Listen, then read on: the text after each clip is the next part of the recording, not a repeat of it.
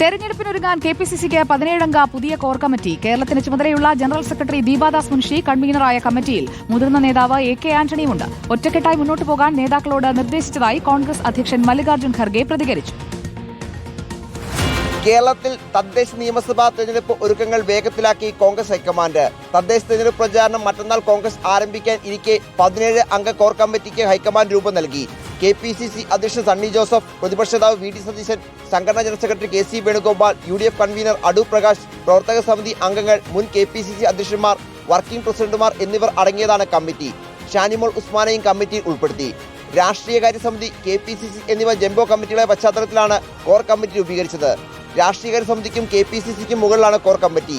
തിരഞ്ഞെടുപ്പ് ഒരുക്കം, പ്രചാരണം, സ്ഥാനാർത്ഥി അടക്കമുള്ള കാര്യങ്ങളിൽ കൂടിയാലോചനകളും തീരുമാനങ്ങളും എടുക്കുന്നത് കോർ കമ്മിറ്റിയാകും. ചൊവ്വാഴ്ച ദില്ലിയിൽ ഹൈക്കമാൻഡ് വിളിച്ച കേരള നേതാക്കളുടെ യോഗത്തിലാണ് കോർ കമ്മിറ്റി രൂപീകരിക്കാൻ തീരുമാനിച്ചത്.